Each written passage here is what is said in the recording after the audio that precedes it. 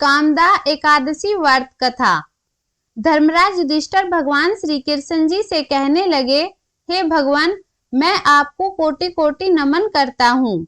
आपने चैत्र मास के कृष्ण पक्ष की एकादशी अर्थात पाप मोचनी एकादशी के बारे में विस्तार पूर्वक बतलाया। अब आप कृपा करके चैत्र मास शुक्ल पक्ष एकादशी का नाम और महात्म्य बताने की कृपा करें। भगवान श्री कृष्ण ने कहा, हे धर्मराज, चैत्र मास के शुक्ल पक्ष की एकादशी को कामदा एकादशी के नाम से जाना जाता है। एक समय की बात है, यही प्रश्न राजा दिलीप ने गुरु वशिष्ठ जी से किया था और जो समाधान उन्होंने बतलाया वही मैं तुमसे कह रहा हूँ। प्राचीन समय में भोगीपुर नाम का एक नगर था।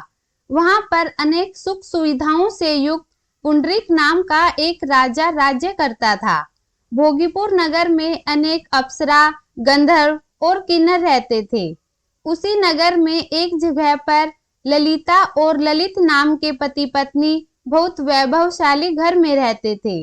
उन दोनों में बहुत प्रेम था, यहाँ तक कि अलग अलग हो जाने पर वे दोनों परेशान हो जाते थे। एक बार राजा पुंडरीक की सभा में दूसरे गंधर्वों के साथ ललित भी गाना गा रहा था। गाते गाते उसको अपनी प्रिय पत्नी ललिता का ध्यान आ गया और उसका स्वर भंग हो गया, जिसके कारण उसके गाने का स्वरूप बिगड़ गया। ललित के मन के भाव जानकर कारकोट नाम के एक नाग ने ललित के स्वर भंग होने का कारण राजा को बता दिया।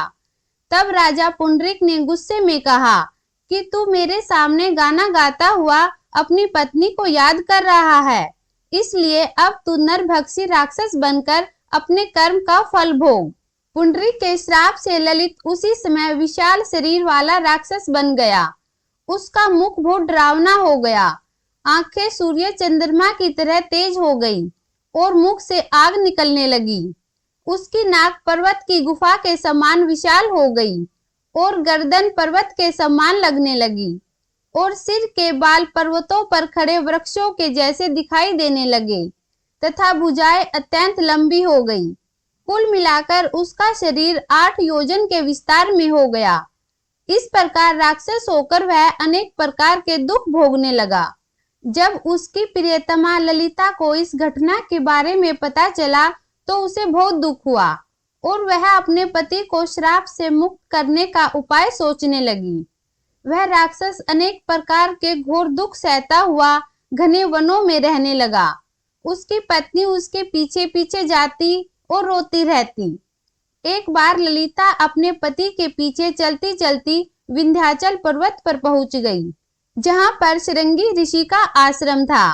ललिता जल्द ही श्रृंगी ऋषि के आश्रम में गई और वहां जाकर वह बड़ी विनम्रता से प्रार्थना करने लगी। उसे देखकर श्रृंगी ऋषि बोले, हे सुभगे, तुम कौन हो और यहाँ किस लिए आई हो? ललिता बोली, हे मुनिवर, मेरा नाम ललिता है। मेरा पति राजा पुंडरीक के श्राप के कारण एक विशालकाय राक्षस हो गया है। इस कारण मैं बहुत दुखी हूँ। मेरे पति के उद्धार का कोई उपाय बतलाएं। श्रृंगी ऋषि बोले, हे गंधर्व कन्या, अब चैत्र शुक्ल एकादशी आने वाली है, जिसका नाम कामदा एकादशी है। इसका व्रत करने से मनुष्य के सब कार्य सिद्ध हो जाते हैं। यदि तू कामदा एकादशी का व्रत करके उसके पुण्य का फल अपने पति को दे तो वह जल्द ही राक्षस योनि से मुक्त हो जाएगा और राजा का श्राप भी अवश्य ही शांत हो जाएगा। मुनि के ऐसे वचन सुनकर ललिता ने चैत्र शुक्ल एकादशी आने पर उसका व्रत किया और द्वादशी को ब्राह्मणों के सामने अपने व्रत का फल अपने पति को देते हुए भगवान से प्रार्थना करने लगी, हे प्रभु, मैंने जो यह एकादशी व्रत किया है, इसका फल मेरे पतिदेव को प्राप्त हो जाए, जिससे वह राक्षस योनि से मुक्त हो जाए। एकादशी का फल देते ही उसका पति राक्षस योनि से मुक्त होकर अपने पुराने स्वरूप में आ गया। इसके बाद वह अनेक सुंदर वस्त्र और आभूषणों से युक्त होकर ललिता के साथ विहार करने लगा और कुछ समय बाद वे दोनों विमान में बैठकर स्वर्गलोक को चले गए।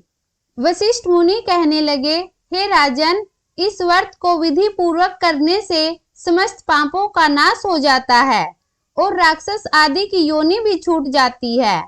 इस संसार में एकादशी व्रत के बराबर कोई और दूसरा व्रत नहीं है। इसकी कथा पढ़ने या सुनने से वैदिक यज्ञ का फल प्राप्त होता है। ओम नमो नारायण।